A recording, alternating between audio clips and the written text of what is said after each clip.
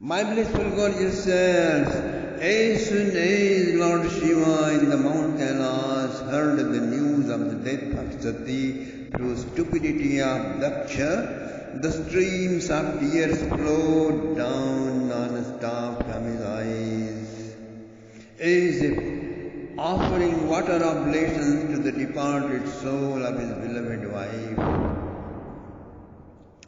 Soon his anger grew, flames of anger grew, and he materialized a huge King Kong size, a big personality, ferocious one. The sky-high person, he had 3 eyes and dark hue, complexion, very bright, flaming fire, and many arms. Command me, O Almighty Lord, he requested with joined palms, bowing his head down. Tam kim karomi tigranantamaha baddhanjalim bhagavan bhutanatha. You have my power, go. Bhagavan Shiva said to Veerabhadra, and pour terrible devastation and stupid Daksha and his performance. You are now Veerabhadra, the chief of my army, go. Shiva ordered with a blessingful palm on his head. Veerabhadra circumambulated the Lord thrice, and lifting his trident, looking around, blazing eyes, roared at the army to march. Like a terrible storm, the rain down, flying faster than the aerial car. They arrived at Haridwar, raising dust and devastations and roaring aloud. Soon entire Yajna ground was surrounded now. They started destroying everything from all sides. Bhrigu was cut hold of, and they caught him and ripped out his beard, since he was very proud of it and had laughed, shaking his beard while Bhagavan Shiva was being blasphemed. And Chandish had grabbed Pusha, and Nandishwara had seized the god Bhaga, and all the gods were held, and they were being punished. Veerabhadra had caught hold of Daksha himself, then dragging him like an animal on the floor, he knocked him down and ripped off his head and dropped it into the flames of fire of Yajna. The Pusha and all other gods were captured alive and punished, disfiguring their face in different ways. My dear friends, soon the gods flew to Brahmaji and reported the accident. You all are guilty of offense against Bhagavan Shiva by stealing away his share of sacrificial offerings. On top, he has lost his beloved wife. We have no way to know the extent of his power, but he can be speedily propitiated. If you wish your wellness, make haste to crave his mercy. Brahmaji gave his judgment, but he could not trust them. If you messed up again with this opportunity, his wrath might target next to my planet. So, let me also accompany you. With thousands of gods and sages, Brahmaji flew towards Mount Kailash. They saw the silvery hill range from a distance. My dear friends, the reflections of which keep dancing upon the waves of Mansoor Lake, Kailash, Eva Kailash Uchade. That is Kailash. Lord Shiva is the transcendent reality. His reflection dangles upon the waters of mind. The team was surprised to see that Mount Kailash is populated by born supernaturally powerful yogis and celebrities, celestials, musicians, and also gnomes, the dancers. Its summit are shining with jewels and gems and variegated minerals covered with shrubs and wines means creepers and trees and bushes and infested with beasts and birds and streams, water-filled lakes and lotus-filled ponds, the whole mountain resounding with screams of peacocks, echoing with melodious hums of bees, my dear friend, cooing of cuckoos, warbling of birds, and towering boughs of wish-fulfilling trees appears calling the beloved with raised arms. Mount Kailash, through its moving elephants, appears to be moving, and through its murmuring, meandering riddles appears to speak.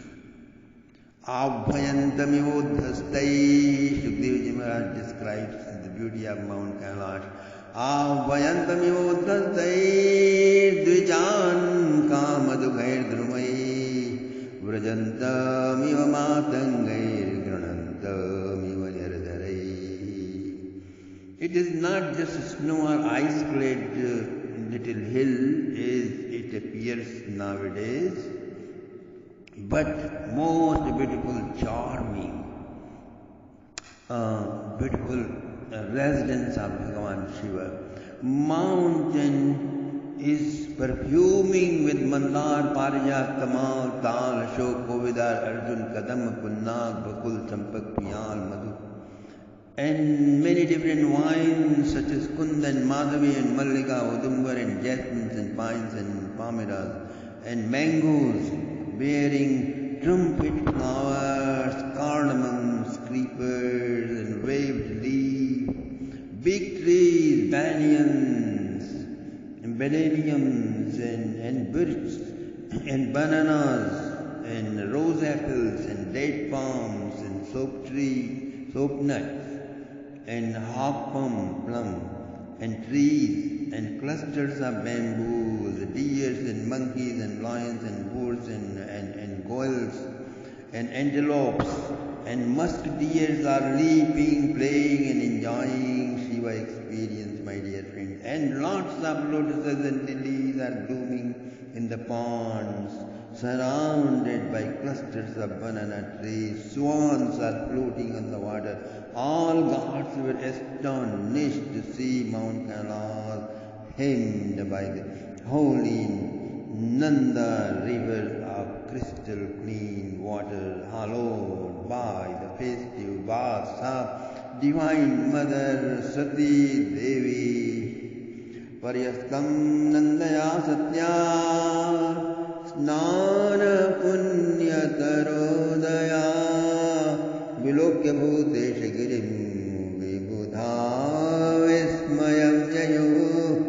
The soft Alka city and Saugandhi gardens just beside Kailash. At the outskirts there flow Nanda and Alakananda rivers in which celestial ladies plunge from their aerial cars when they exhausted by their amorous dalliance. Then they sport, sprinkling their mates with water. Rivers get colored by their bosom-pasted saffrons. Tempted by its delicious fragrance, elephants couples came and drank the water mixed with them. All overpassing this they came to sandal tree forest. They further saw wells of beds of blue lotuses with stairs of Vaidurya, the Ketsa. They saw Kimpurush frequently going to the spot and swim. This is Mount Kailash of celestial plane of existence. So do not please boggle your head up as how can these be found in snow-clad hills of Himalayas. This is the celestial world right there where it is Mount Kailash is located. Not far from that, they saw a banyan tree about 800 feet tall and its branches extending to a distance of 200 feet around. Tasmin Mahayogamaye Mamukshu Sharane Suraha Dadrisho Shivamasinam Tyaknamarsamivantakam. Among the intense peace, like depths free from anger, surrounded by Sanakadi sages and Kuber and other yogis, Bhagavan Shiva was seen. That selfless friend of the universe has reddish hue of an evening cloud, ash-pasted, long matted hair, wearing crescent moon on his forehead and deer skin on his limbs, seated on kusha grass mattress, he was expounding the wisdom of absolute reality. Inquired by sage Narad, positioned in Virasan and Jnanamudra and Rudraksha beads coiled around his wrist, the Lord dazzled out by his own wisdom, leaning on T-shaped wooden asa. Asa is a wooden tool which helps to stay seated in pyramidal pose during meditation, my dear friend. All gods presided by Brahmaji bowed down to Bhagavan Shiva. Soon he saw them and greeted them with warmth and affection. Brahmaji said, "My Lord, you are non-dual absolute reality. When you transcendentalize yourself in the form, you are the sovereign ruler of the world. The world is your play like cobweb. You confer heavenly pleasures who perform benevolent yogic deeds and accidents upon the evil doers. Therefore, O Lord, how come Daksha has been targeted by your wrath? Anger is not worthy to touch your supremely exalted nature, who beholds all beings as identical to your own self. Let those not be killed by your selfless, altruistic hands who are diversely stricken and ritual obsessed and doomed by providence, disposed to hurt other beings, and are just sex and belly oriented, bewildered by your Maya, your illusory potency. O Bhagavan Shankar, showering mercy with compassionate smile and blessingful palm, this is the only beauty. We are habituated to have your darshan. O Lord, therefore please sanctify this beauteous pose and bless our eyes. Kindly resurrect the dead and let the yajna be completed by them and your glories be sung all over the world for oncoming millions of years. And my Lord, Eshate Rudrabhagostu Yaduchishto Dharasya Vai Yajnasya Rudrabhagena Kalpatamagya Yajnahan. Let all that which remains unused after the completion of Yajna be your share now on for the whole creation. Bhagavan Shiva was pleased, and with a heartfelt but dry laugh, he said, yes, dry, because there is no mention of fulfilling the biggest law, the loss of his most beloved wife Sati Devi. And as far as share is concerned, that too they want to offer him only the remnants, the leftovers. But prayer is indeed a smart one, so will be the fruit. And Bhagavan Shiva said, I do not recollect the offenses of ego-stuffed fools, O Brahma, O gods. Veerbhadra has done nothing but just taught them a lesson. Hey, just be careful and that's all. But if you feel it too heavy on your chest, then let us go and take care of the situation. Then Sadhu Sadhvitya Brahman. All gods exclaimed, well said, my Lord. They invited the Lord, and lo, they came to the spot. It was badly devastated, my dear friend. They wandered around. Soon somebody spotted out Daksha's trunk. And Bhagavan Shiva looked for her head. It was missing. Veerbhadra told him that it was offered into the fire as final oblation. But there, the goat was there, and they were speaking out, may, means I, this is mine, this is me, myself. And Lord Shiva said, that's exactly the tone of Daksha, means my, stuffed up ego. So get his head off and let me join it on his body. As he did so, he became alive with goat's head and human body. But now he was transformed, my dear friend, free from the lies, and as he prayed with joined palms, my Lord Almighty, my Lord, it's not your punishment, it is your great mercy. The ego by which I was miserable in offending you broke it down. I have done lots of offenses to you, but you protected me by wiping out their memory. So kind of you. Lord Shiva moved further up. All gods followed.